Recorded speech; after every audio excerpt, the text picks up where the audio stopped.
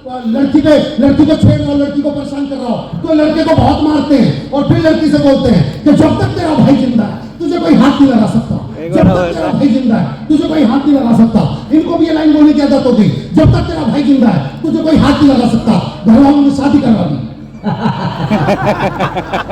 सुहाग रात पे घूंघट उठाया और आदत से मजबूर। जब तक तेरा भाई जिंदा है तुझको कोई हाथ नहीं लगा सकता। और अब तालियां तो इस बात पे बजा देना, शादी के 20 साल बाद भी अपने इसी वचन पे कायम। अरे क्या कहने भाई, वाह वाह वाह वाह। बता दूं कि अगर आपके साथ साइबर फ्रॉड हो जाती है, बिल्कुल घबराना नहीं है। बिल्कुल जैसे एक्सीडेंट आपके साथ हो जाती है, ठीक वैसे ही आप क्या करते हैं, तुरंत सबसे पहले प्रायोरिटी होती है कि उसको उठाइए, आप कहां ले जाइए, हॉस्पिटल। वैसे ही साइबर फ्रॉड आपके साथ हो जाता है तो बिल्कुल नहीं घबराना है। तुरंत आप अपना ईटीआर नंबर, रेफरेंस नंबर लिख लीजिए, आप अपना डेट लिख लीजिए और अमाउंट लिख लीजिए। उसके बाद तुरंत 1930 कितना।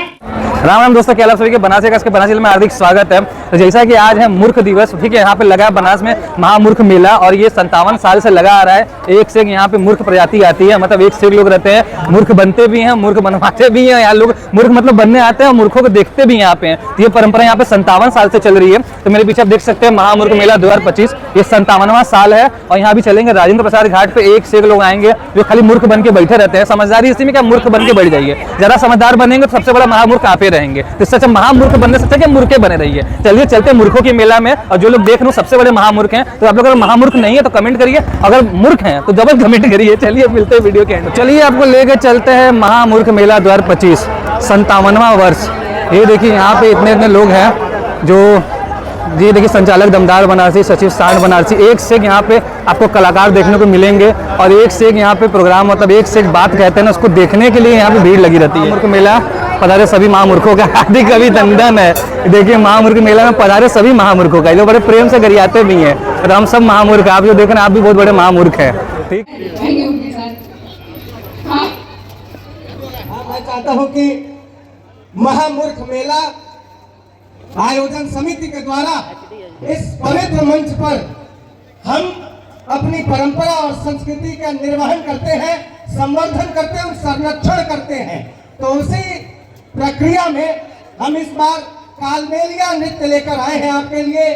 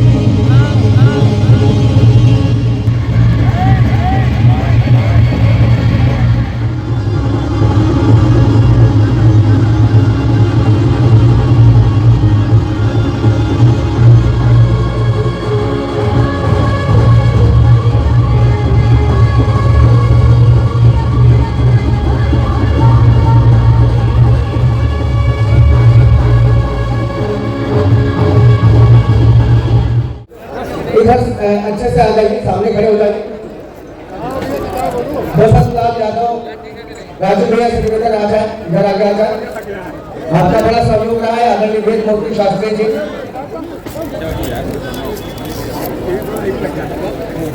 ये गुरुवर की बहुप्रतीक्षित किताब है, पुस्तक है गुरुपेट 2.0। ये देखिए कितनी ज़्यादा लगी हुई है और ये हर साल की भांति इस साल भी ये 57वां साल मनाया जा रहा है। और देखिए भीड़ कितनी है, देखिए भयानक भीड़ है। इधर देखिए रचित है गुरुदेव द्वारा। हमारे पत्रकार बंधुओं को भी आसानी रहेगी। सारे रचनाकार एक साथ पहले सारे रचनाकार खड़े हो जाए, एक बार में कोई जगह नहीं बन जाए, उसके बाद हम समझ लेंगे। हाँ, एक साथ पहले लाइन से खड़े हो जाए। जितने रचनाकार है उसमें डॉक्टर प्रसाद सिंह,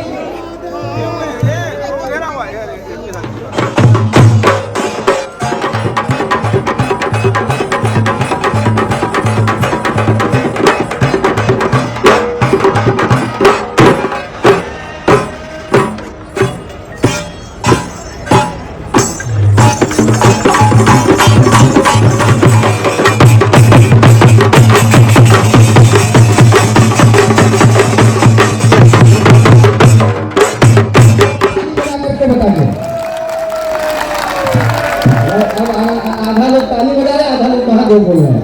यहाँ पे ताली बजाइए या महादेव करिए, तो करिए।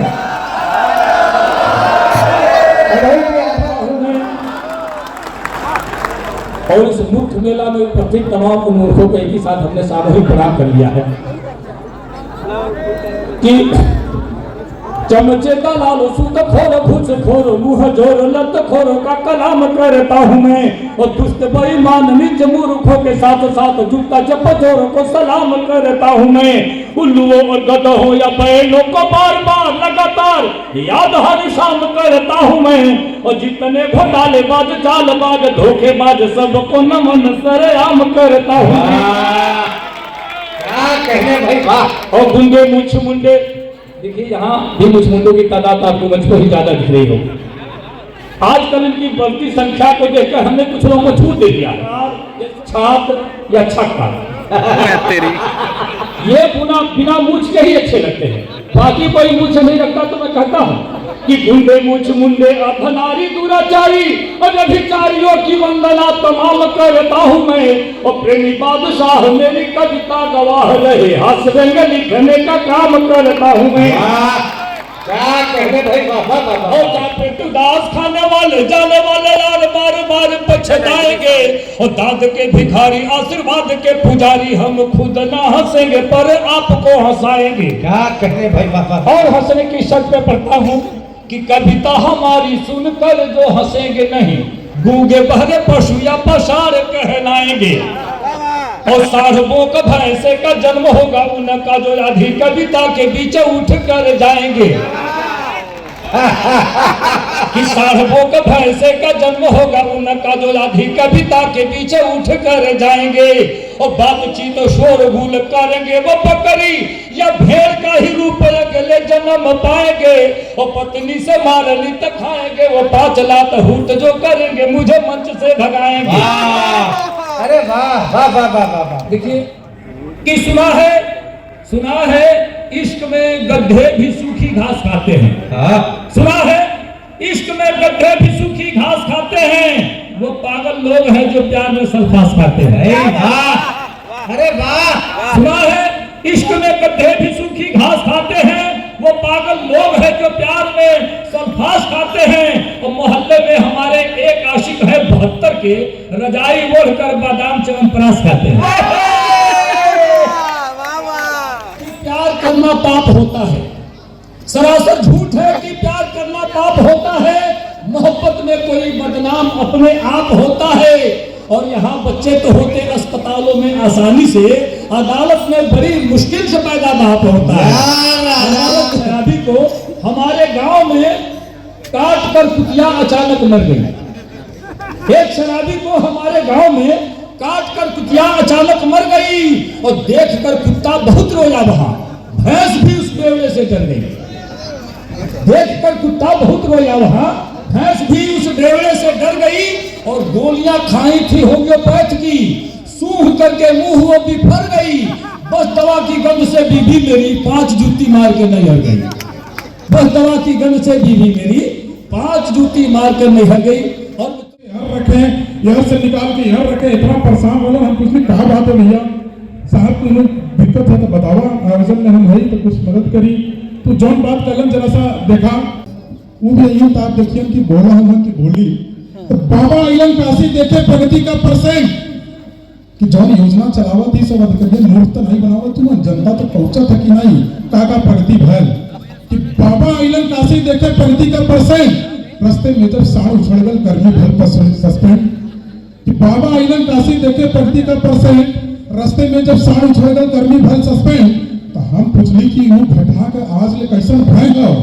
ये घटना 12 मार्च के यहाँ टेलीविजन अखबार में देखले नहीं होगा, और आज 1 अप्रैल 20 दिन बाद भी इतना पसीना, मतलब एक कहीं जरा सत्ता का हनक, एक कहीं जरा बाबा का धनक कि बाबा इलन काशी देखे प्रगति का परसेंट।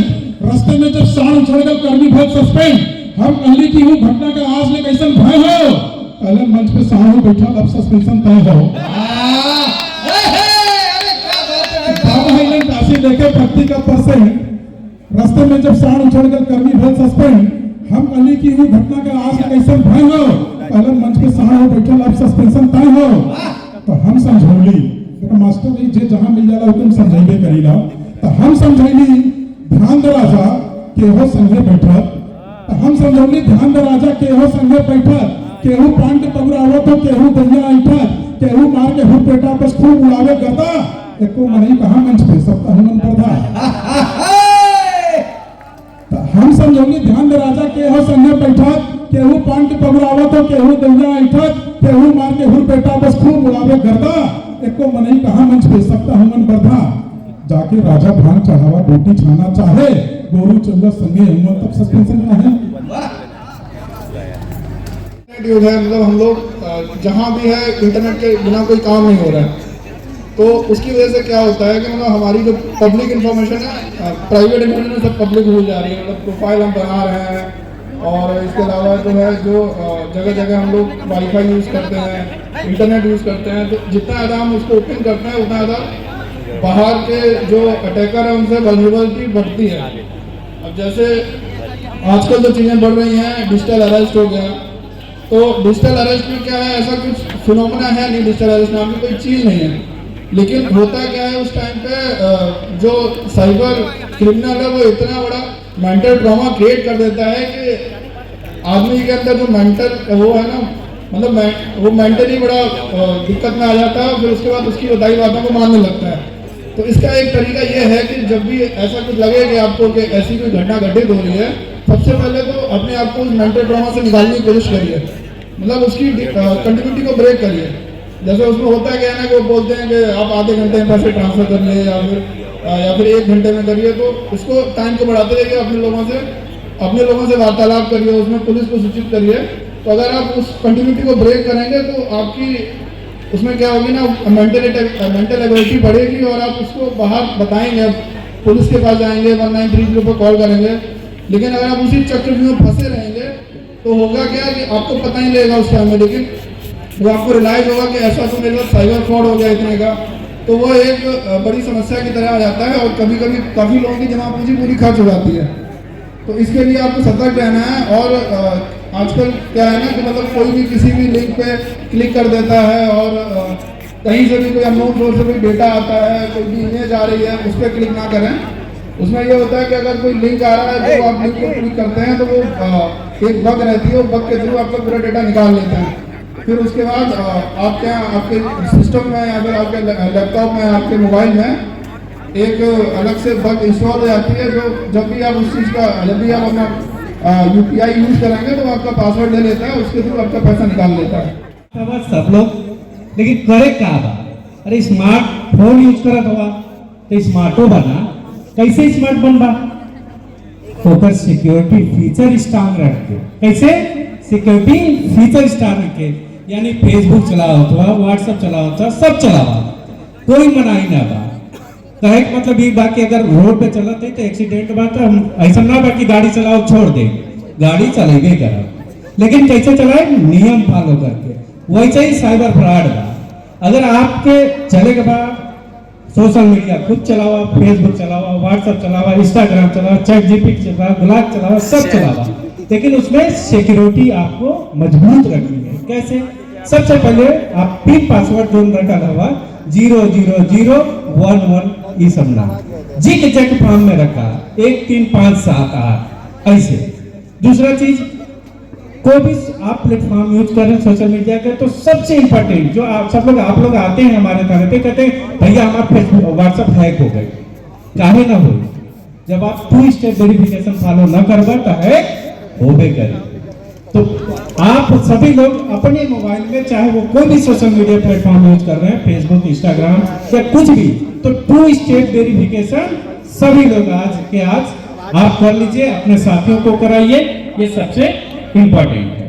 पहला चीज, पहले जमाना था कि ए भैया ओटीपी कोई पूछी तो मत बताइए, लेकिन ओकर जमाना खत्म, ओकर जमाना खत्म। अब एक बार लिंक छुईला तो गईला, यानी कि मोबाइल में आपकी लिंक आ गई, कोई भी लिंक आ रही है तो उसको टच नहीं करना है जब तक उसके बारे में नहीं जानते हैं। जैसे ही आपने टच करेंगे आप, उसमें क्या होती है, उसके साथ साथ सॉफ्टवेयर होते हैं। वो सॉफ्टवेयर कैसे होते हैं? रिमोट एक्सेस सॉफ्टवेयर कहते हैं कि डेस्क इस तरह के एनी डेस्क, तो वो क्या करते हैं आपके बैकग्राउंड में चलते हैं और आपकी मोबाइल हैक हो जाती है। उसके बाद लगातार ट्रांजैक्शन होते रहते हैं और फिर आपको पता भी नहीं चलता है। लास्ट में थोड़े समय में समय का अभाव है, बता दूं कि अगर आपके साथ साइबर फ्रॉड हो जाती है, बिल्कुल घबराना नहीं है। बिल्कुल जैसे एक्सीडेंट आपके साथ हो जाती है, ठीक वैसे ही आप क्या करते हैं, तुरंत सबसे पहले प्रायोरिटी होती है कि उसको उठाइए और कहां ले जाइए, हॉस्पिटल। वैसे ही साइबर फ्रॉड आपके साथ हो जाता है तो बिल्कुल नहीं घबराना है। तुरंत आप अपना ईटीआर नंबर, रेफरेंस नंबर लिख लीजिए, आप अपना डेट लिख लीजिए और अमाउंट लिख लीजिए। उसके बाद तुरंत 1930, कितना 1930, कोई भी साइबर फ्रॉड हो जाता है 1930 पे आप कॉल करिए। आपका जितना जल्दी कॉल करेंगे उतना ही परसेंटेज आपको पैसा वापस होने की होगी। और एक और बता दें, इस समय सबसे ज्यादा जो चल रहा है डिजिटल अरेस्ट, बहुत जबरदस्त चल रही है। एक चीज बता दे भाई, साइबर फ्रॉड 2-3 कारणों से होती है। पहला डर, दूसरा क्या, लालच, और तीसरा आपकी आवश्यकता। जैसे डर यानी कि कोई भी पुलिस के नाम पर, सीबीआई के नाम पर आपसे डरा कर पैसा ले लिया, और दूसरा लालच, एरिया क्रिप्टो करेंसी खरीद ले बताई, ये शेयर बाजार में लगा दो 2000 और 2 दिन में 4000 हो जाए। ये सबसे पूरे बनारस में सबसे ज्यादा हो रही है शेयरिंग और ठीक है ट्रेडिंग का जो काम कर रहे हैं सबसे ज्यादा। बेटा इसे ठीक कर दे। हेलो, अरे अब तो केजरीवाल नहीं रहा दिल्ली में, अब तो करते ठीक है, ठीक है। अरे भाई बिहारी लाल नंबर आ गई है यार, क्या बात है। एक बार खड़ा हो जाइए गुरु बिहारी भैया। हाँ बहुत सही रहेगा।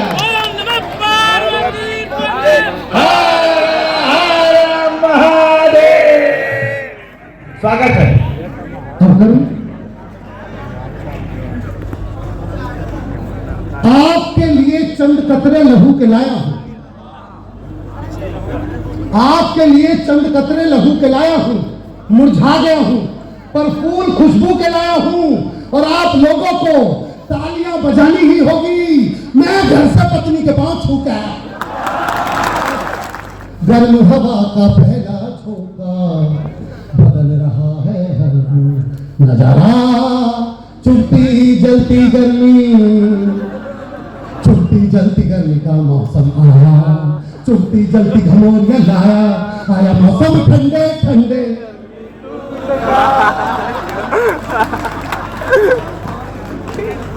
और मैं सच में कह रहा हूं, मैं दिल्ली से हूं, मैं ऐसी 4 पंक्तियां सुना सकता हूं कि एक जगह पे मैं रुक जाऊंगा, आगे की पंक्तियां आप सब समझ जाएंगे। कि दिल्ली की एक लड़की ने दूसरी लड़की से पूछा कि तू जिस लड़के से प्यार करती थी तूने छोड़ क्यों दिया। तो लड़की ने जो जवाब दिया वो 4 पंक्तियों में 3 पंक्तियां ले ली, और चौथी अगर आप समझ जाओ तो एक बार तालियां।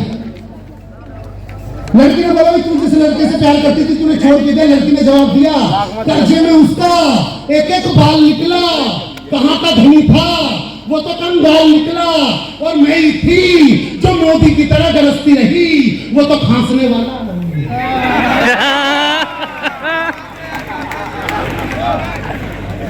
मैं गंदार भाई के बारे में कुछ बताना चाहता हूँ। मैं इस व्यक्ति आपके अपने बनारस का एक ऐसा लड़का जब तक रोज शाम को 2 कवि सम्मेलन ना कर ले इसका हाजमा ठीक ही नहीं रहता। पहला कवि सम्मेलन करता है, आयोजक से कहता है भाई साहब यहाँ का हो गया, दूसरे में जाओ, यहाँ का हो गया, दूसरे में जाओ, यहाँ इसको ये लाइन बोलने की आदत होगी, यहाँ का हो गया, दूसरे में जाऊं। अब भाभी जी करवा चौथ पे इसकी पूजा कर रही थी। भाभी जी ने थाली घुमाई, गंगार ने बोला यहाँ का हो गया, दूसरे में जाऊं। आप यकीन मानना अगले 15 दिन तक मैं और सौरभ जैन जी हॉस्पिटल में इसके लिए केले और दूध लेके गए, और बगल में हमारे सौरभ जैन जी बैठे हुए हैं। इस व्यक्ति के बारे में मैं जितनी तारीफ करूं कम है, क्योंकि जब ये 12वीं क्लास पास हुए थे तो ये लड़के तो कॉलेज के बाहर जाकर खड़े हो जाते थे, और जब लड़कियां कॉलेज से बाहर निकलती थी तो सौरभ जैन जी बोलते थे कि जब तक तेरा भाई जिंदा है तुझे कोई हाथ नहीं लगा सकता।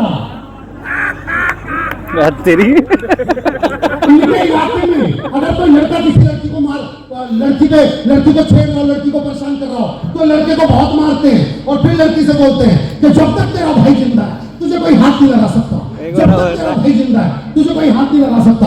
इनको भी ये लाइन बोलने की आदत होगी, जब तक तेरा भाई जिंदा है तुझे कोई हाथ नहीं लगा सकता। घर वालों ने शादी करवा दी, सुहाग रात पे घूंघट उठाया और आदत से मजबूर। जब तक तेरा भाई जिंदा है तुझको कोई हाथ नहीं लगा सकता। और अब तालियां तो इस बात पे बजा देना, शादी के 20 साल बाद भी अपने इसी वचन पे कायम।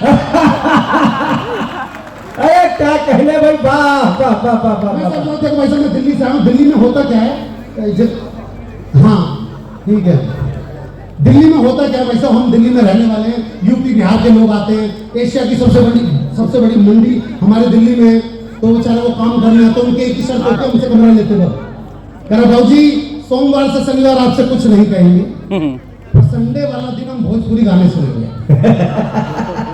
अब दिक्कत ये मेरे से ऊपर वाला फ्लोर उसका, अब वो रोज संडे को गाने बनाए बजाए और गाने मुझे याद होते हैं। पिछले दिनों में बिहार में कवि सम्मेलन में गया तो एक लड़का मेरे सामने गाना गा रहा था, लगावे लो जब लिपस्टिक। तो मैंने बोला बेटा शुरू से गा, पर यहीं से शुरू से है। मैं कहा बेटा 7 साल से सुन रहा, शुरू यहाँ से निकाल, तो तुम बताओ। मैं देख यहाँ से शुरू हीरो क्या हो, तू तो घंटा उड़ा देता रास्ता चल पड़ी तो देसी फोड़े देता। हीरोइन अभी कहाँ देखी, ये तो शुरुआत है, आगे आगे देखी वो कहते का हीरो बात तो ठीक कर पानी, तो हाई डिजाइन देख के मन करता कि चार पकड़ में कूद के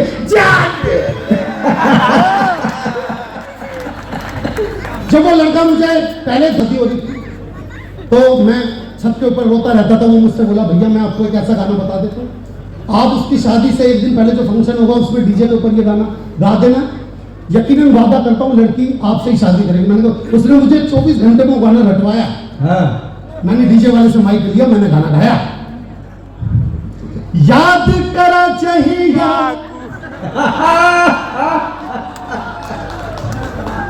पुआर रहिलो, अरे पियावा से पहले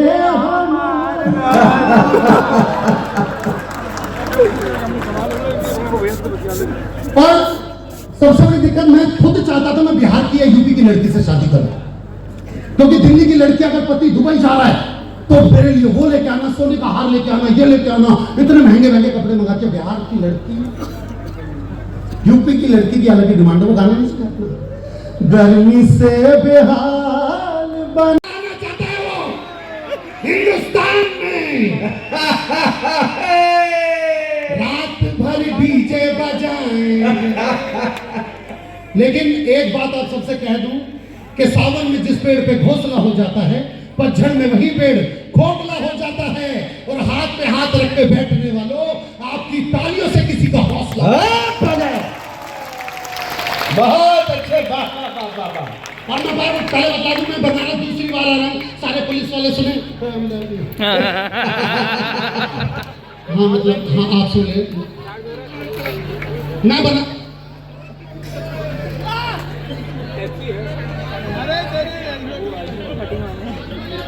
माइक का है, उसकी शादी किसी और से होगी, जब मैं बद्दुआ दे रहा हूँ तुझे।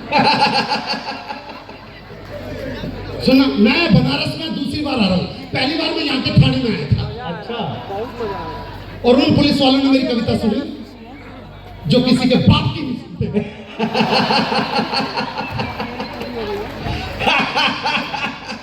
और उसके बाद उन्होंने मुझे पेमेंट भी दी।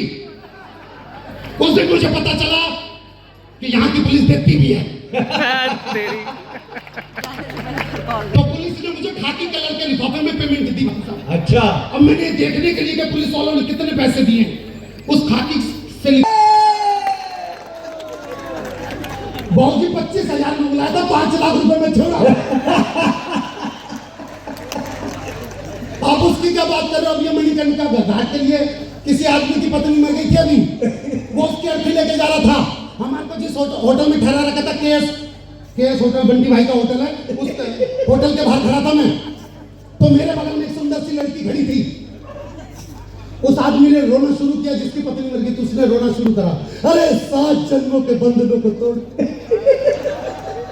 अरे 7 फेरों की रस्मों को यूं ही छोड़ के, अरे कहाँ चली गई तू?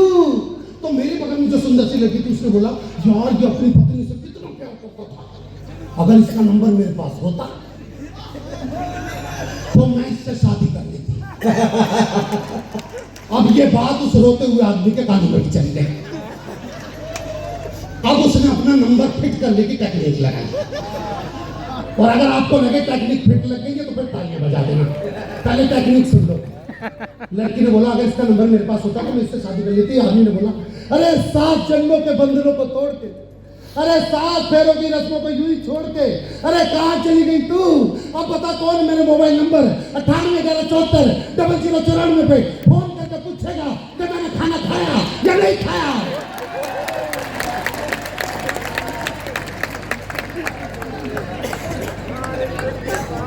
लड़कों के जीवन में 3 गाने आते हैं। लड़कों के जीवन में 3 गाने आते हैं। पहला गाना हर लड़के के जीवन में आता है, हो एक लड़की को देखा तो ऐसा लगा। फिर दूसरा गाना उसके जीवन में तब आता है जब उसी गर्लफ्रेंड से उसकी शादी हो गई। शहनाइयों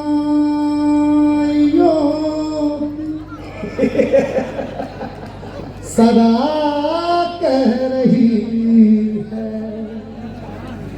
खुशी की मुबारक घड़ी आ गई है। सजी सुर्ख जोड़े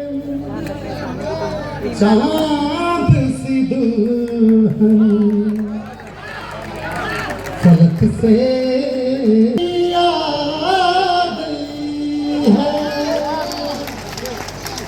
और तीसरा गाना लड़कों के जीवन में तब आता है जब उस गर्लफ्रेंड से शादी नहीं होती और तब सिर्फ एक ही गाना रहता है।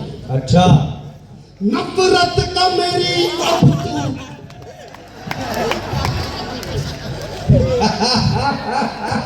अरे वाह। काम देखेगी ठुकरा के मेरा प्यार। जितने जानते, जो नहीं जानते मैं बता दूं, आज भी दिल्ली, हरियाणा, यूपी, राजस्थान में प्रथा है, जब लड़की की विदाई होती है तो लड़की का मामा लड़की को गोद में उठा के डोलीवाल काटकर छोड़ता है। दृश्य यह है कि लड़की का वजन है 150 किलो।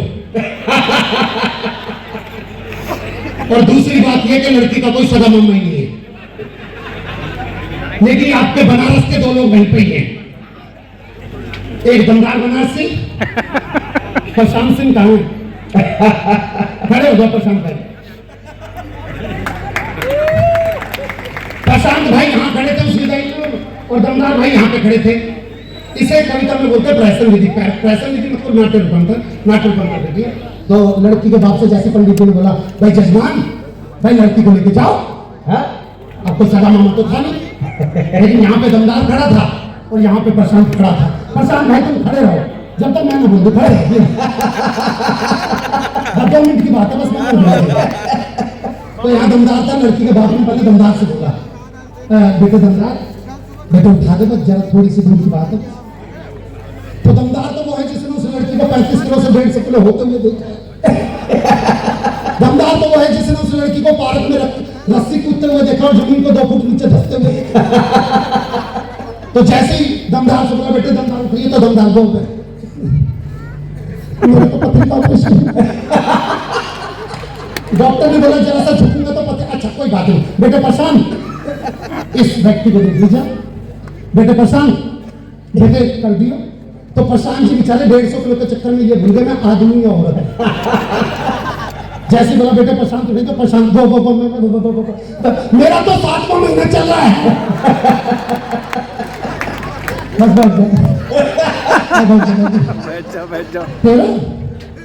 अब यहाँ पे ये बात हो गई, पीछे 40 किलो का व्यक्ति, उसे पता ही नहीं यहाँ पे क्या बात है। पीछे सबसे कहा, बाबूजी मेरे लायक कोई काम हो तो बताना, किसी भी तरीके का कोई भी काम हो तो मुझे बताना।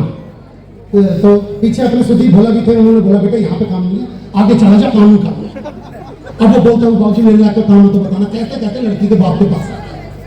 तो उसने लड़की के बाप से बोला, बाबूजी मेरे लायक कोई काम हो तो बताना। अब काम तो उसका अंदर इंतजार कर रहा था। भैया तुम्हारे बोला जा, छुटकी को लेके जा। तो देखो जब तक उसने छुटकी देखी नहीं थी, उसकी सांसें तेज नहीं चल रही थी, उसका बीपी बढ़ा हुआ नहीं था, उसकी आवाज में हकलाहट नहीं थी। लेकिन जैसे ही उसने लड़की देखी, उसके शरीर में ये तीनों चीजें हुई। अंकल जी पीछे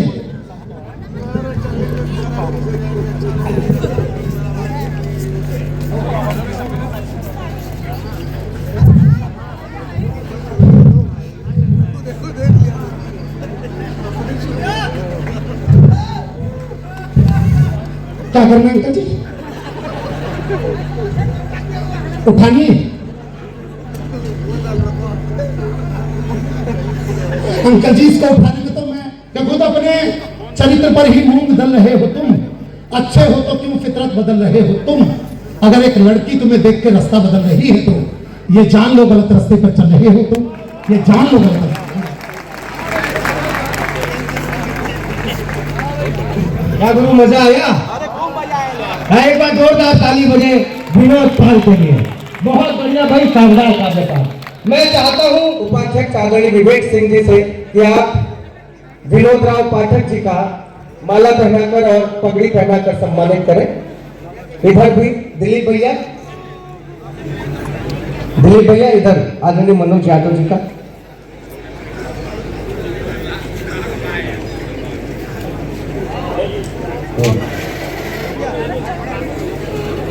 हाँ